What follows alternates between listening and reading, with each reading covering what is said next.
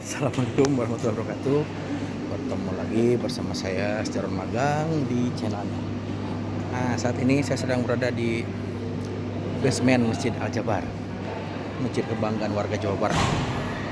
Nah, saat ini saya sedang berada di sini mau ke Galeri Rasulullah.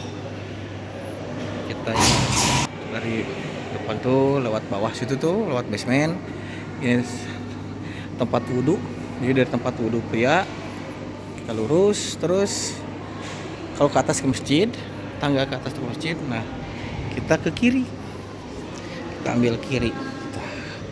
Sudah banyak. Nah, di sini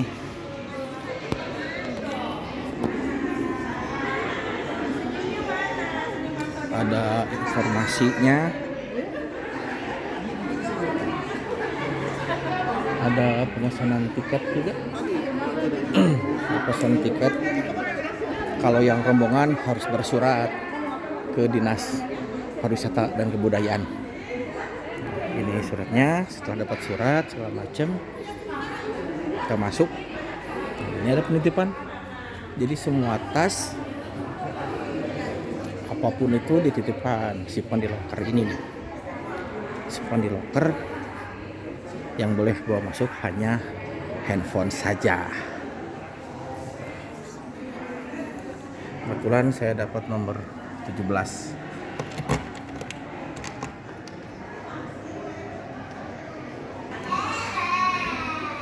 Sudah dititip. Kita nunggu, ini ruang tunggunya, nanti dipanggil katanya sih 5 menit lagi. 5 menit lagi kita akan masuk dan kita akan di-guiding oleh petugas dari sini. Kita tunggu ya. 5 menit lagi.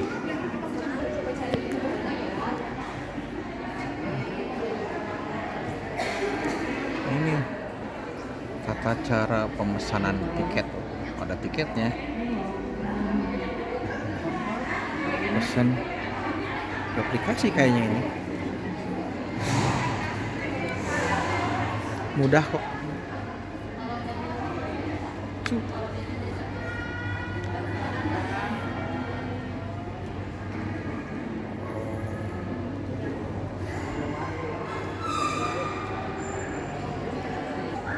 Lewat, masuk lewat? Sini di kompol Oke. di sebelah sana. Oh iya.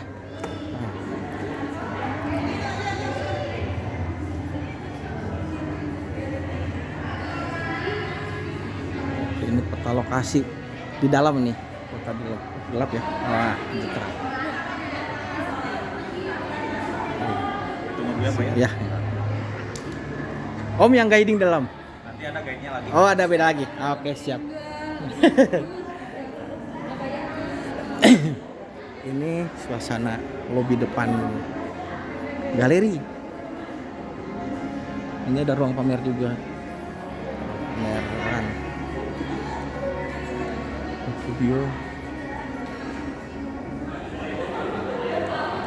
Nah, kita dengar penjelasan dari Om petugas.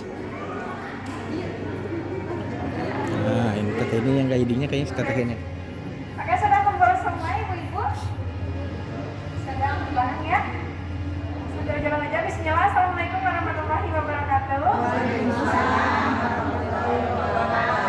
Ya, ibu perkenalkan, nama saya Sela. Nanti akan menjadi tour guide menemani perjalanan ibu-ibu sekalian di dalam.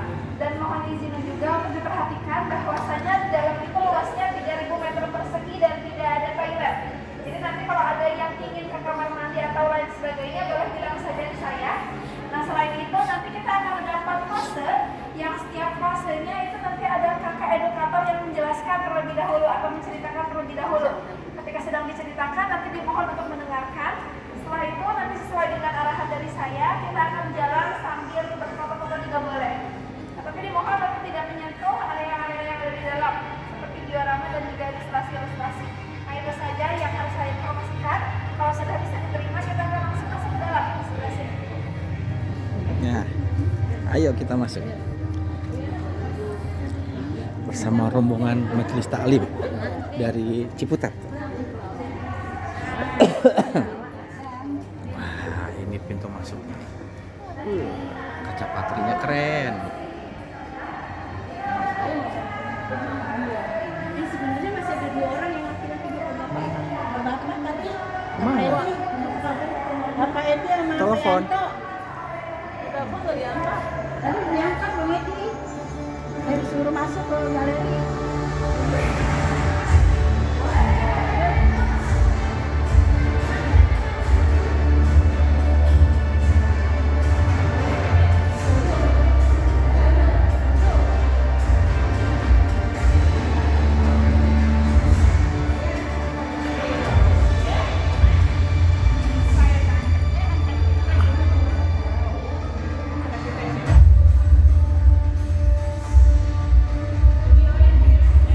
Layarnya setembok-tembok.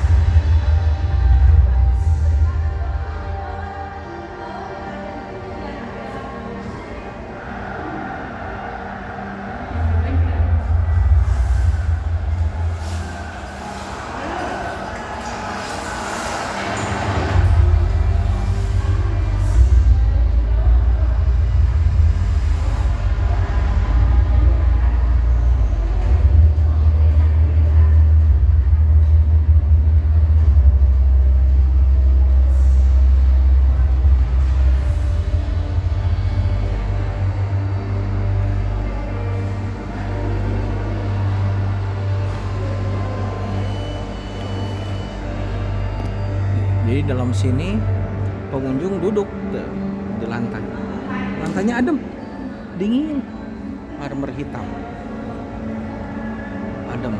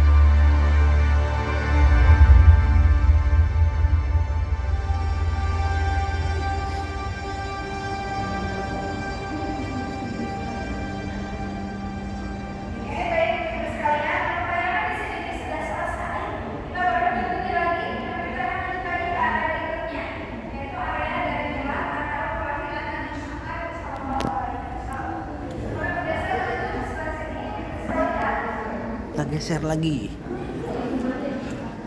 ke sesi berikutnya.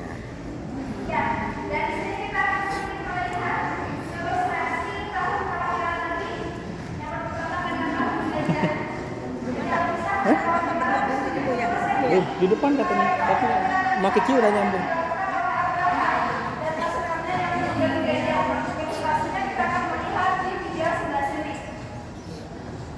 Lalu di sini ada sana ini adalah asal Raja Abraha dan pasukannya ini datang. Jadi mereka ini datangnya dari Sanaa, sekarang itu sampai Yaman, menyerang Ka'bah yang ada di kota Mekah. Kalau di sebelah sini kita juga melihat ada ilustrasi lukisan yang menggambarkan kala itu Allah membinasakan pasukan bergajah ini dengan mengutus burung ababil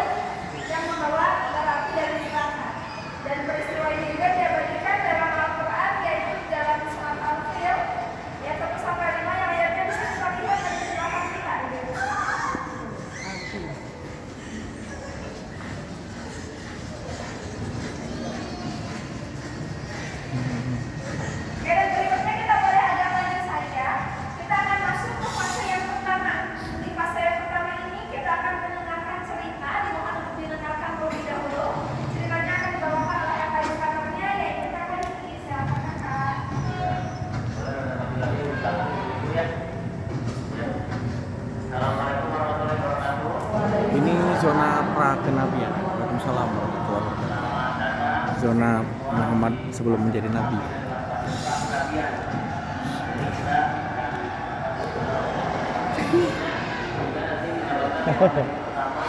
Gua Hiro ya. Oh iya, perang nabian dan juga pada awalnya gitu Rasulullah ketika masih balita, beliau sama ibundanya akhirnya dititipkan di perkampungan Bani Sa'ad di tangan namanya Halimatus Sa'diyah. Itu adalah suaminya Rasulullah hingga umur 4 tahun. Nabi Muhammad ini diasuh oleh Halimatus Sa'diyah, dan juga ketika umur 4 tahun Nabi Muhammad bertemu dengan malaikat Jibril ketika itu. Dan disitulah Rasulullah disucikan hatinya, dibelah dadanya, dibersihkan dari akhlak-akhlak yang tercela. Ketika Rasulullah beranjak ke masa remaja, beliau ini ditemani atau didampingi oleh pamannya, itu adalah Abu Thalib. Itu Rasulullah ikut membantu ekonomi pamannya dengan cara mengembala hewan ternak dan juga berdagang ke 17 negara yang ada di Jazirah Arab. Dan ketika umur 25 tahun, Rasulullah sudah menjadi pedagang yang sangat piawai hingga bisa bertemu dengan salah satu saudagar terkaya yang ada di Jazirah Arab, yaitu adalah Siti Khadijah. Ketika itu Nabi Muhammad dan Siti Khadijah hanyalah teman dalam perdagangan. Akhirnya mereka jatuh cinta ya, dan memutuskan untuk menikah dan tinggal di kota Mekah hingga nanti Rasulullah mendapatkan wahyu pertama di Gua Hiro. Bapak Ibu sekalian, itu adalah hal-hal yang saya sampaikan. Di sini nanti Bapak Ibu untuk lengkapnya boleh membaca panel-panel yang ada di sini. Nah, boleh foto atau video.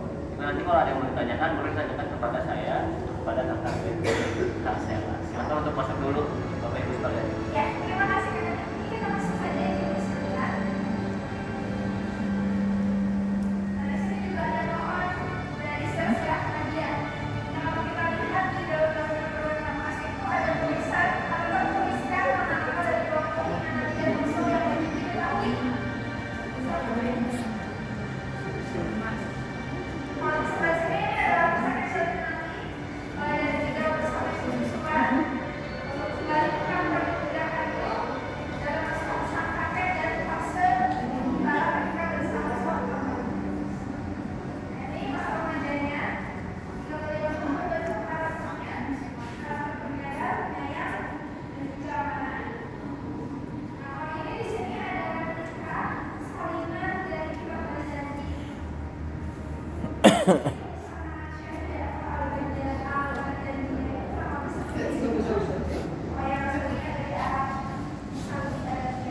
Ada video, ada teks juga di panel-panel ini. Berikutnya di sana juga ada kesempatan pernikahan. Itu nanti ada layar di sekalian. Ini nanti bisa digeser saja. Nah, ini nanti akan ada terpisah mulai dari awal pertemuannya, yaitu berdagang, persamaan seperti apa, pernikahannya seperti apa, hingga anak-anak nanti yang 6. Silakan kalau mau dicoba boleh. Sifat Allah ada yang menguasai Arab, bahasa Indonesianya dan bahasa Sunda. Nah, di sini juga ada Karakter Nabi. yang korong yang usaha yang sangat sukses, namun hidupnya sederhana.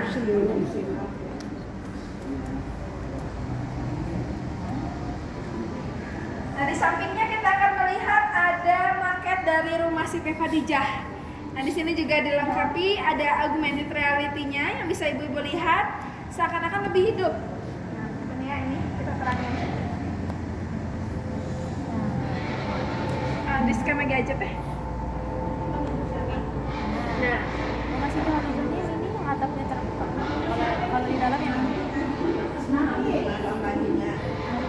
Jadi lebih hidup. Komplek dari rumah Siti Khadijah. Bisa kita geser. Nah, tapi rumahnya yang ini yang tengah ya. Yang itu. Ya, yang ini yang atapnya terbuka. nah di samping itu juga ibu di sini ada perabot yang ada di dalam rumah Nabi dan juga ada maket dari Masjidil Haram saat itu sebelum Islam ini berjaya di kota Mekah. Ini maket. Nah, ini maket kota Mekah. Iya, ini maket kota Mekah sekeliling Ka'bah. Sekali kau. Iya, dan di sini digambarkan di sekeliling Ka'bahnya masih ada berhala-berhala yang disembah dan juga disucikan oleh kaum Quraisy sesuai adat istiadat atau kepercayaan mereka saat itu.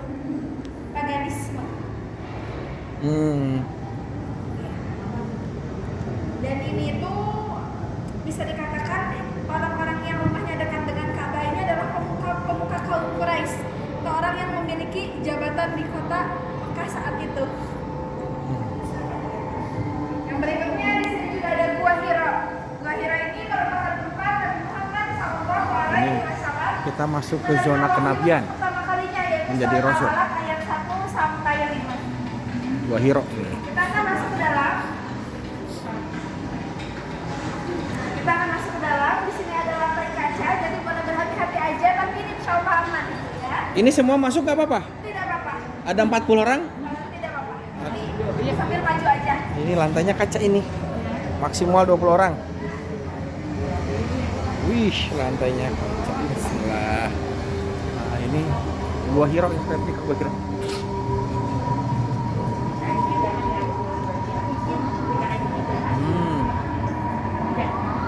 Ini lantainya kaca. Kaca berapa? Kaca 5 mili kayaknya.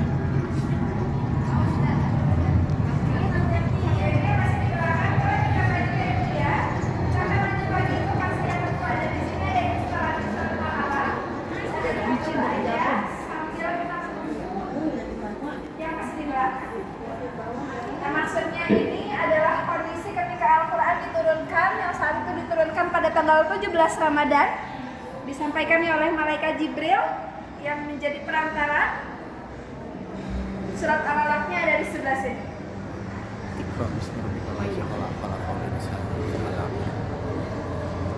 Ini relief. Boleh hati-hati aja ibu ya.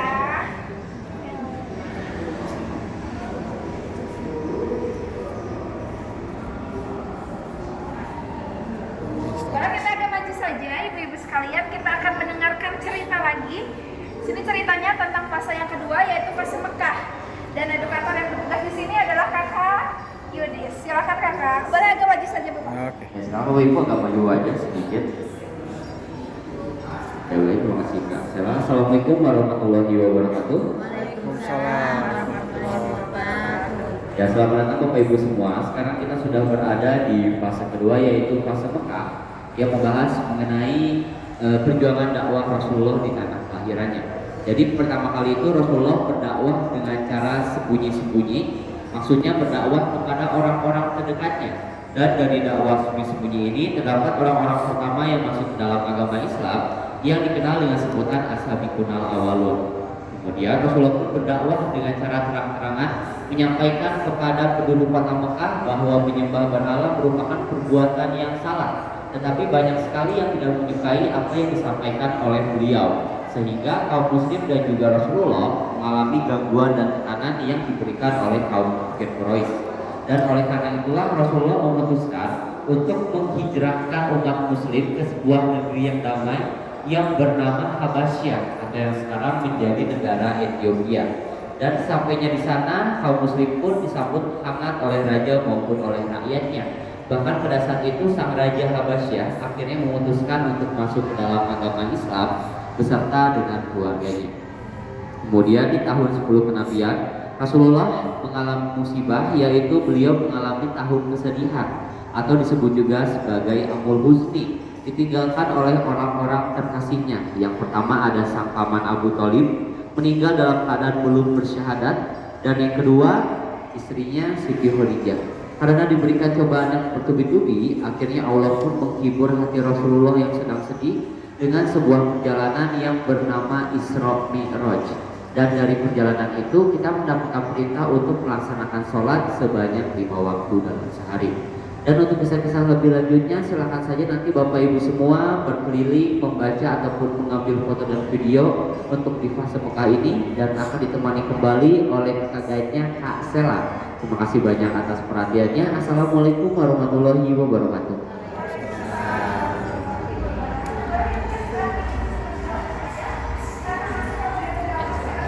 Ke sebelah sini dulu aja. Nah, ini dakwah sembunyi-sembunyi. Market. Market tulis apa? Kondisi alam topografi Ka'bah pada masa awal kenabian. Ini lucu banget tuh. Bukit mana?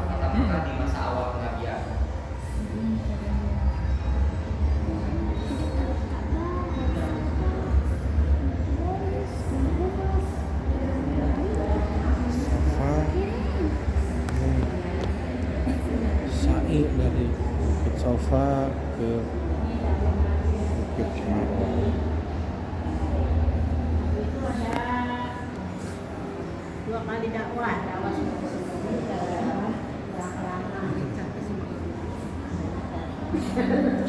Banyak quote-quote dari hadis, dari sahabat-sahabat Nabi.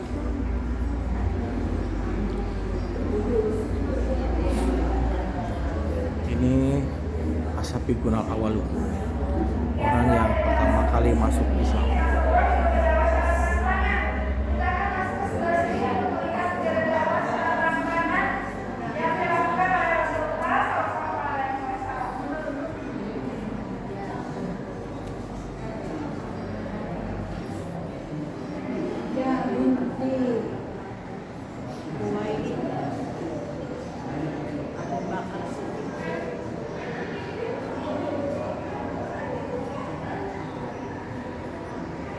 ini adalah nama orang yang pertama masuk Islam.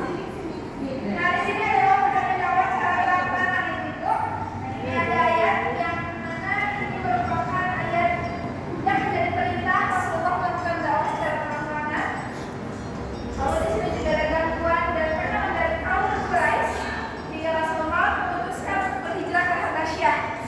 Sekarang kita kenal negaranya Ethiopia. Ya.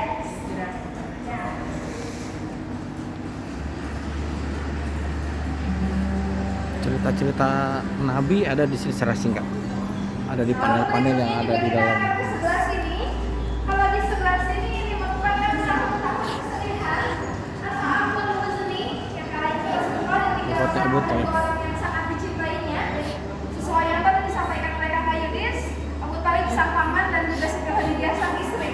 Kita akan melihat ibu-ibu di sini ada doa yang Rasulullah panjatkan ketika Siti Khadijah meninggal, ketika Siti Khadijah wafat. Doa ini sangat istimewa, boleh dibaca saja oleh ibu-ibu sekalian.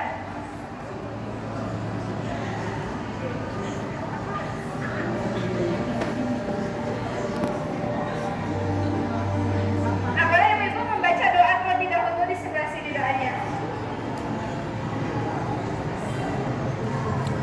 Doa Nabi. Nah, dari sini nanti kita ke sana. Boleh? Sudah dibaca ibu doanya? Boleh dibaca dulu aja. Nah, setelah ini kita akan melihat ilustrasi dari perjalanan Isra Mi'raj. Kita akan naik ke atas. Tapi karena ini 40 orang ya Bu ya? 36 sih. 36. Jadi mungkin 20 orang yang masuk, sisanya di belakang tidak apa-apa. Soalnya lantai kaca. Ya, ya. Ambruk. Ya, nanti dibantu sama bapaknya ya Pak ya. Tolong dibantu Pak Dewan. Dibatasi aja 20. Iya, boleh. Ini kembali lagi Nah, kita kita naik akan kan. naik 20 orang pertama, silakan untuk masuk saja. Nampaknya boleh sambil duduk agar sisanya nanti bisa berdiri di belakangnya. Ih.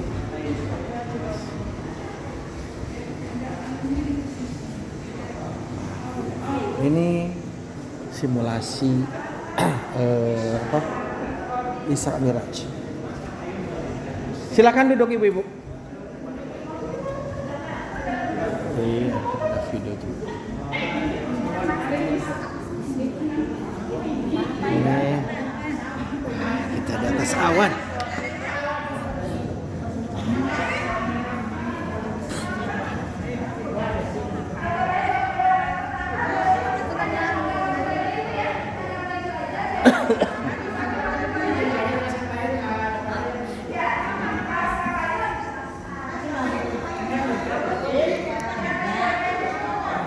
Pertunjukan akan dimulai pada beberapa detik lagi.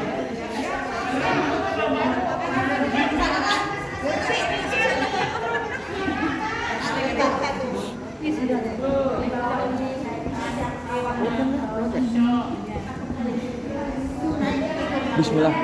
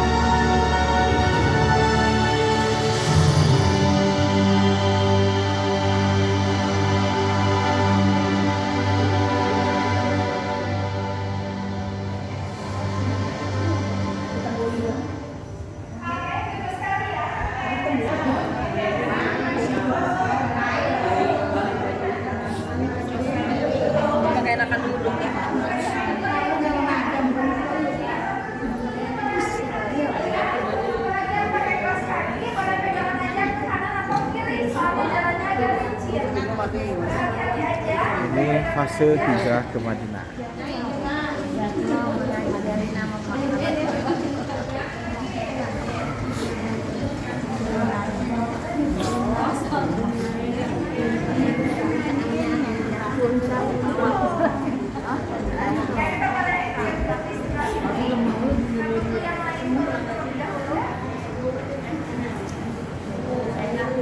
Silakan boleh agak bergeser maju aja sedikit. Kita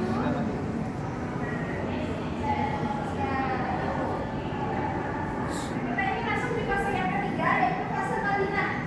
Dan di sini kita akan mendengarkan sedikit cerita dari kakak dan kakaknya, yaitu kakak Restu. Silakan kakak Restu. Ya baik, terima kasih. Assalamualaikum warahmatullahi wabarakatuh. Waalaikumsalam warahmatullahi wabarakatuh. Selamat datang ibu-ibu, bapak-bapak, dan kakak adik semuanya. Selamat datang di fase ketiga, yaitu fase Madinah. Ini adalah fase hijrah Rasulullah. Dan sebelum beliau ini tiba di Madinah, beliau sempat singgah terlebih dahulu di sebuah perkampungan yang bernama Kuba pada saat itu, dan membangun masjid pertamanya yang dinamai sebagai Masjid Kuba. Dan masjid Kuba tersebut dibangun atas dasar ketakwaan, sehingga sangat diutamakan untuk melaksanakan sholat di sana pada saat itu. Dan sesampainya di Madinah juga Rasulullah membangun masjid lainnya, yaitu Masjid Nabawi, dan juga tempat tinggalnya yang berada di samping masjid. Nah, nanti bisa ibu-ibu lihat ya di masjid sebelah sini. Dan awal hijrahnya ini Rasulullah diawali dengan mempersaudarakan kaum muhajirin dan ansor terlebih dahulu ya, karena kaum muhajirin ini berhijrah tanpa membawa harta bendanya, sehingga harus disaudarakan dengan warga setempat untuk menyelamatkan masalah perekonomian dan yang lainnya. Hingga poin persaudaraan ini tertuang dalam Piagam Madinah yang merupakan undang-undang pertama pada saat itu yang dibuat oleh Rasulullah untuk mengatur tatanan hidup masyarakat Madinah. Dan selama hijrah di Madinah banyak pula terjadi peperangan pada saat itu ya, seperti ada perang Badar di tahun 2 Hijriah, dan di tahun 3 Hijriah ada perang Uhud dan perang Khandaq di tahun 5 Hijriah. Dan atas dasar peperangan itulah Nabi Muhammad mengajukan sebuah perjanjian damai bersama kaum Quraisy yang ditulis dalam perjanjian Hudaybiyah. Ya, salah satu isinya adalah kesepakatan untuk tidak berperang selama 10 tahun atau bersahabat senjata selama 10 tahun. Nah, sudah disepakati pada saat itu, namun ternyata baru berjalan 2 tahun perjanjian tersebut dilanggar oleh sekutu dari kaum Quraisy, sehingga memicu terjadinya peristiwa pembebasan kota Mekah atau Fatu Makkah yang terjadi di tahun 8 Hijriah. Perangan Masjid Kuba, masjid pertama yang dibangun oleh Rasulullah. Mengirimkan 10.000 pasukan dari Batu Mekah dan setelah itu Al-Haqq dan Umayyah untuk pertama kalinya, dan di tahun 10 kemudian Rasulullah pun mengatakan Kuba, masjid pertama yang dibangun ketika hijrah. Tempatnya berada. Nah, ini peta hijrah Rasulullah dari Mekah.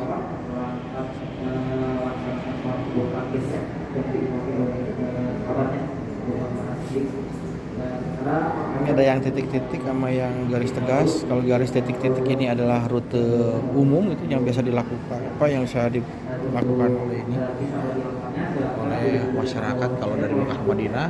Dan rute yang garis ini adalah rute yang dilewati oleh Rasulullah. Nanti di sana ada kakak Dandi yang akan memperlihatkan bagaimana kondisi Masjid Kuba. Masjid yang pertama dibangun oleh Rasulullah Shallallahu Alaihi Wasallam.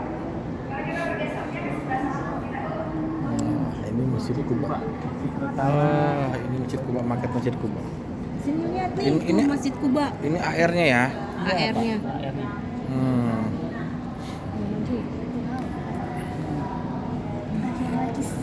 Ini sebenarnya ada atapnya Bu, ya. Iya. Yang cuma ingin memperlihatkan keadaan di dalamnya. Iya. Ini AR-nya dan ini adalah maketnya.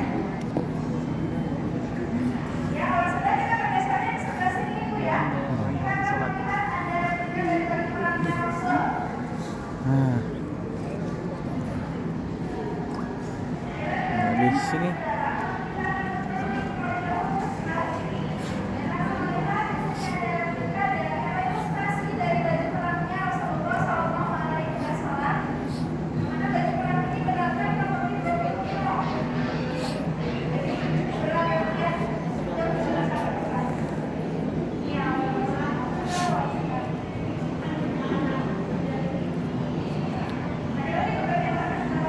masih jajah Arab. Dan kurma, batu-batuan.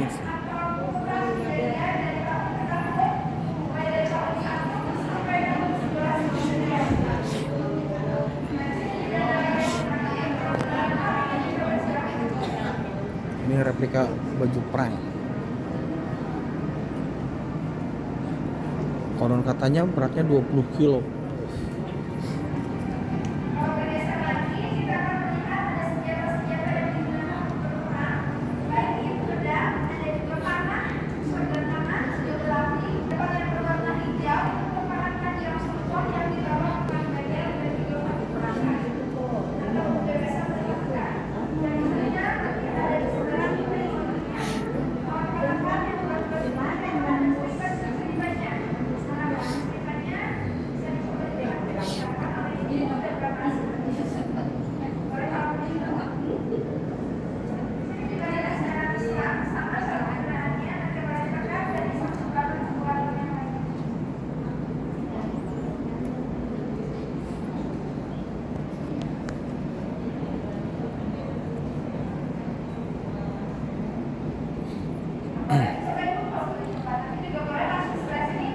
Ini airnya nih.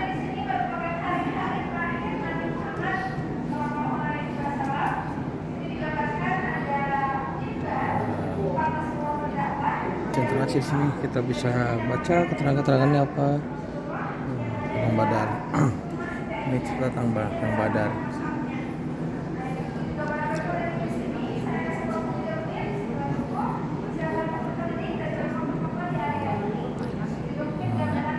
Ini perang lainnya, ada bahasa Indonesia, ada bahasa Inggris, dan kita bisa juga pakai bahasa Arab. Nah, jadi kita tinggal pilih saja. Oke.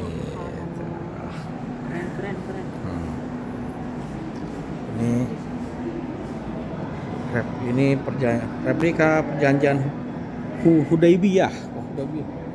Hudaybiyah. Ini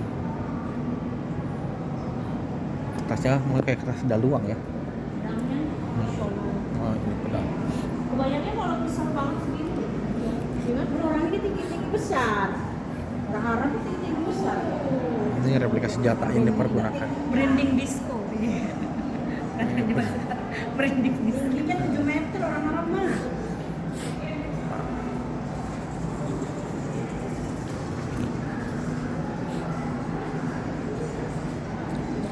Nah, ini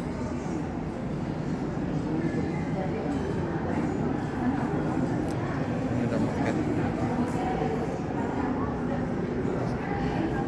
Lantainya karpetnya tebal.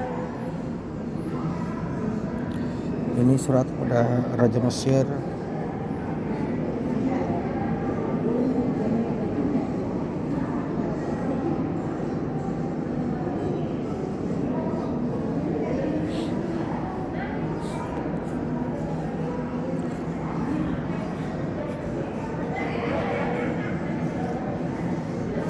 Ini Piagam Madinah. Piagam Madinah.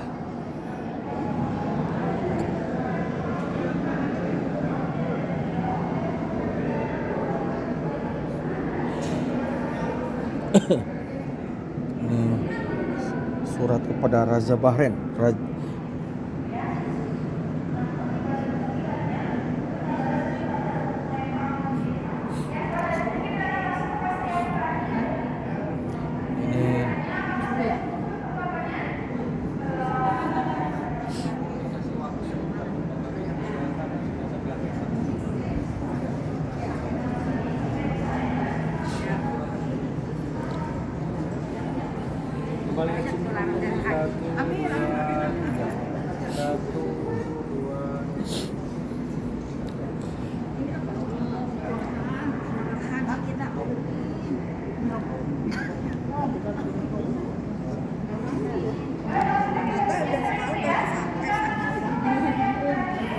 Replika mihrab.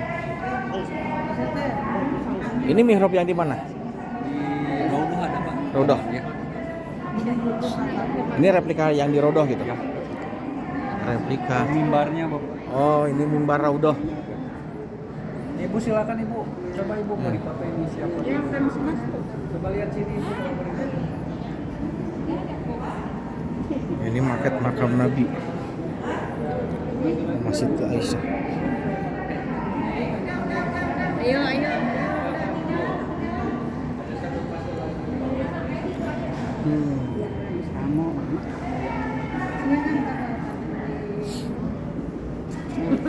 Kamu sendiri ya. Haji Wahada. Hanya kita boleh bergeser saja. Hanya kita sudah berdasarkan pengalaman masyarakat. Ya. Ya, sebelum kita melihat Ibu, kita akan mendengarkan cerita terlebih dahulu dari kakak-kakaknya. Ini masuknya Islam ke Indonesia. Bismillahirrahmanirrahim. Assalamualaikum warahmatullahi wabarakatuh. Selamat datang di fase terakhir, yaitu persebaran Islam di Indonesia dan di Jawa Barat. Persebaran Islam di Indonesia ada 4 faktor. Yang pertama faktor perdagangan, pendidikan, pernikahan, dan akulturasi budaya. Agama Islam pertama kali masuk ke Indonesia yaitu di daerah Aceh. Dan di sana juga ada kerajaan Islam tertua yang ada di Indonesia yang bernama Kerajaan Samudra Pasai. Lalu Islam menyebar di Jawa Barat pertama kali di Cirebon, Ibu. Di sini ada pelabuhan dan juga ada beberapa pelabuhan. Akan tetapi pada saat itu pelabuhan yang sangat aktif di Cirebon. Dan ada orang Sunda pertama yang memasuki agama Islam yang bernama Haji Purwa. Beliau melakukan perjalanan ke India, lalu memeluk Islam di sana dan menyebarkan Islam di Jawa Barat. Dan kita juga mengetahui salah satu wali songo yang menyebarkan agama Islam di Jawa Barat ialah Sunan Gunung Jati yang berasal dari Banten atau Syekh Syarif Hidayatullah. Dan kita juga mengetahui bahwa orang yang menyebarkan Islam di Jawa Barat ada juga yang bernama Syekh Puro. Beliau melakukan pembangunan atau mendirikan pondok pesantren pertama yang ada di Jawa Barat, dan di dalam ada juga penjelasan 6 pondok pesantren tertua yang ada di Jawa Barat. Lalu persebaran terakhir Islam di Jawa Barat adalah melalui akulturasi budaya, dan di dalam ada juga mushaf Sundawi yang corak samping kanan kirinya dari corak Sunda. Untuk info lebih lengkapnya silakan mengelilingi fase ini, dan jika ada sesuatu yang ingin ditanyakan silakan tanyakan ke webnya. Sekian dari saya. Assalamualaikum warahmatullahi wabarakatuh.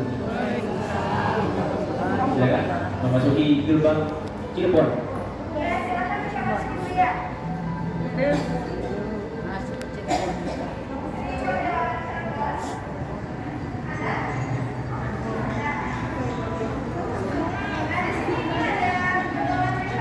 Ini peta penyebaran Islam di Cirebon, di Jawa Barat.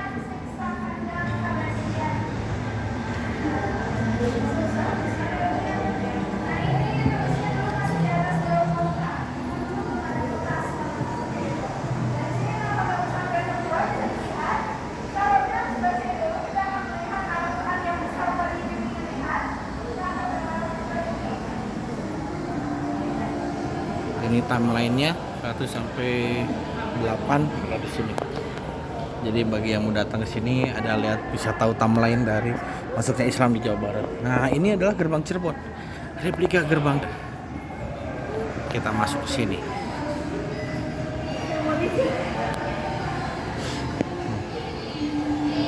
Islam di Banten.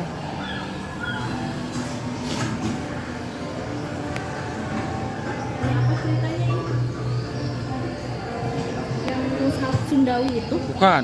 Mushaf Sundawi di dalam Quran. Mushaf Sundawi Quran. Nah. Dan ini ada panel-panelnya. Video, ada teksnya juga.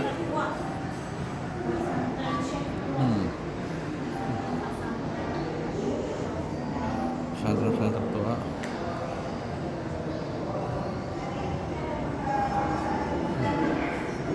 Ini banyak keterangan tentang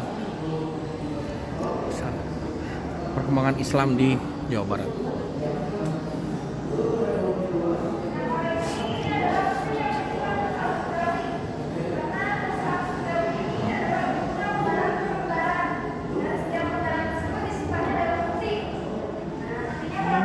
Mushaf Sundawi. Yang berarti kalau yang aslinya di perpustakaan Sindari ini ada 3 peti. Yang masing-masing petinya 10 juz Al-Quran. Nah, jadi ini kan ada satu laci, satu laci ini isinya 1 juz. Gitu. Nanti laci yang kedua berarti yang keduanya, yang ketiga dan berikutnya. Di perpustakaan Masjid Ustad yang dekat Gedung Sate.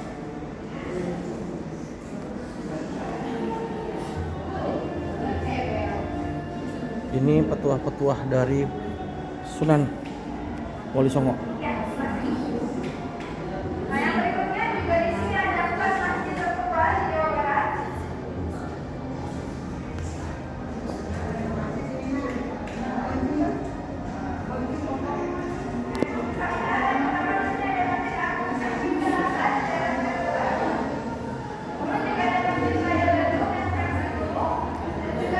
Nah, ini Quran Mushaf Sundawi. Yang aslinya ada di Pusdai, Pusat Dakwah Islam.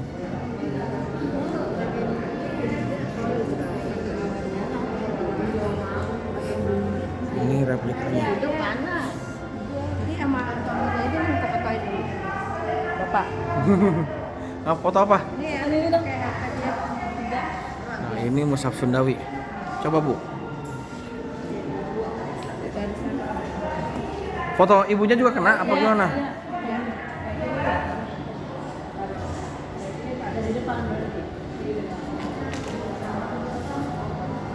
Ibu-ibu pengen difotoin. Ah.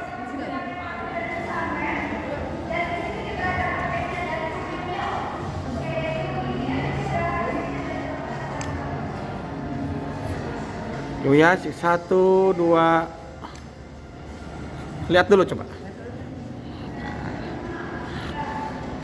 Ini Quran Mushaf Sundawi.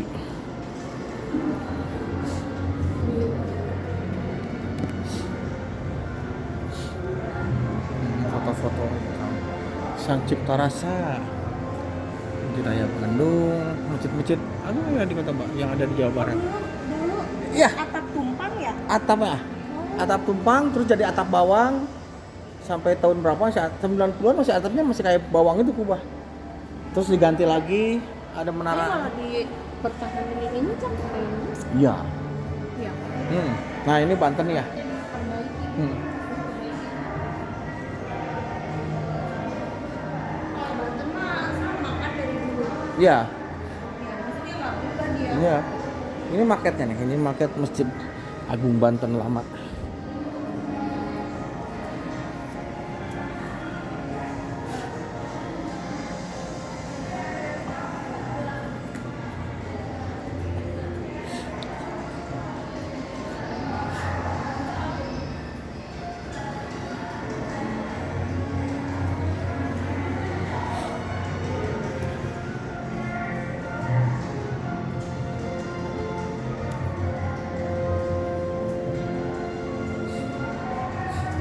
Ini market Masjid Manon Jaya. Bisa langsung kan langsung sana. Ya.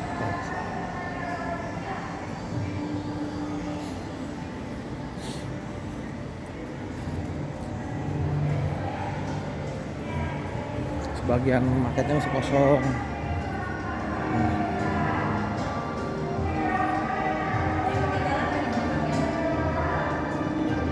Nggak ada. Nah, ini tokoh-tokoh pejuang Islam yang ada di pesantren.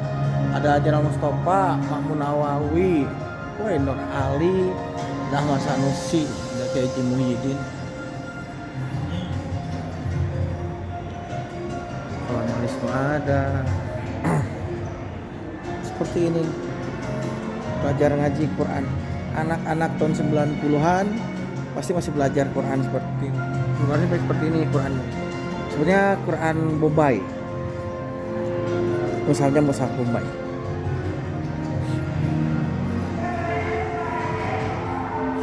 Ini.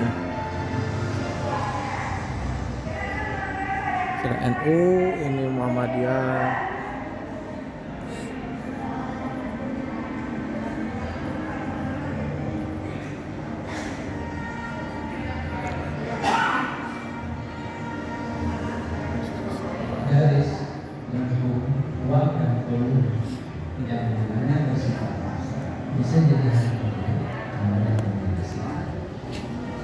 segi emas, segitiga, lingkaran, itu terkenal dengan geometri.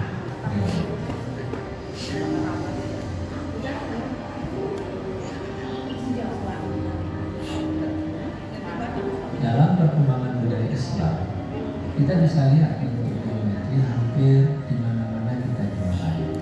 Para cendekiawan Muslim terdahulu terinspirasi bentuk-bentuk sederhana dari Yunani dan mereka mencampurkannya dengan ilmu matematika. Lalu berkembang dan menjadikannya sebagai bentuk ekspresi visual yang umum disebut sebagai pola geometri Islam. Pola ini yang kemudian kita bisa lihat pada bentuk arsitektur Masjid Raya Al-Jabar.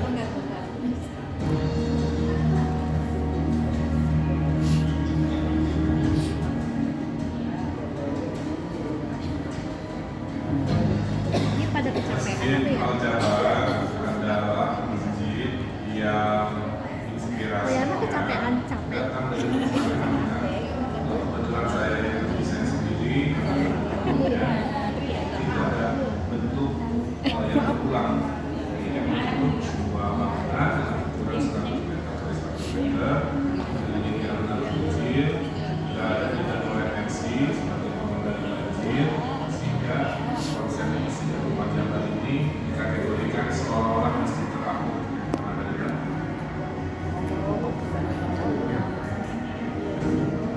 Dari awal Masjid Al-Jabar ini harus memberikan kontribusi kebaruan pada zamannya. Kalau kita hanya mengulang kubah dan kubah lagi di mata saya, kubah itu tidak ada panduannya di dalam Islam. Kubah itu adalah kesepakatan budaya lokal. Kubah di Rusia juga gereja-gerejanya secara Romawi itu kuilnya juga berubah. Jadi kubah tidak identik dengan masjid. Kenapa namanya Al-Jabar? Ada 3 filosofinya. Satu, namanya sangat pas dengan Jawa Barat, kalau disingkatkan Jabar. Yang kedua, Al-Jabar adalah nama agung dari Allah Subhanahu wa Ta'ala, ya. Itu juga menjadi penguat namanya sangat baik. Dan yang ketiga, geometri dari masjid ini juga adalah rumus matematika, di mana kita tahu tokohnya adalah Al-Jabar juga, seorang tokoh Muslim yang menjadi legenda dalam matematika.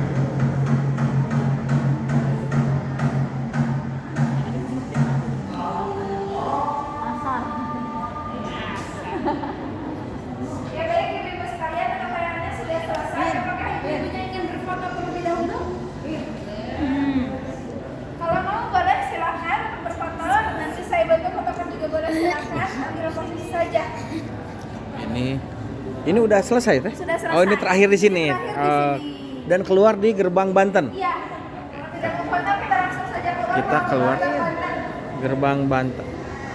Replika Gerbang Banten. Selanjutnya, ruangan terakhir ini namanya adalah ruang merenung atau ruang kontemplasi. Di sini ibu-ibu boleh sambil duduk. Ya. Sebentar. Ruang merenung. Kita akan keluar.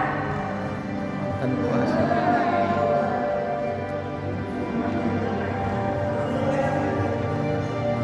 Ada beberapa tempat duduk disediakan untuk mungkin kita isi.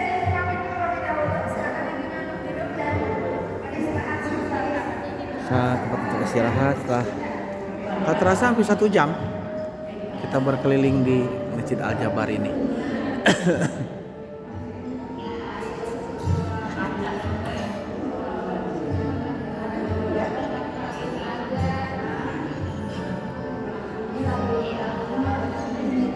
Ibu dan kakak ini adalah area terakhirnya. Sebelumnya atas kunjungan ibu dan bapak sekalian. Juga mohon maaf kalau ada salah-salah kata atau perbuatan. Semoga ibu dan bapaknya sehat dan bahagia selalu. Amin. Dan terakhir dari saya, wassalamualaikum warahmatullahi wabarakatuh. Waalaikumsalam.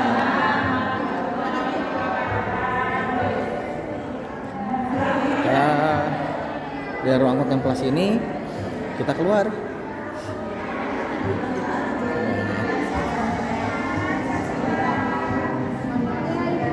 Sehat-sehat ibu ya. Turun teh. Semoga bapak sehat-sehat.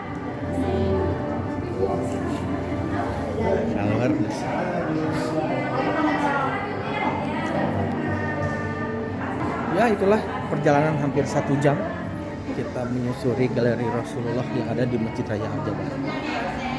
Ini versi yang tanpa dipotong, tanpa dijeda. Umurnya perjalanan lebih kurang 1 jam. Jadi misal buat siapa saja yang mau ke galeri Rasulullah, silakan datang ke basement. Di sebelah tempat wudhunya itu, tempat wudhu ada galeri Rasulullah. Sampai ketemu lagi di tayangan berikutnya. Assalamualaikum warahmatullahi wabarakatuh.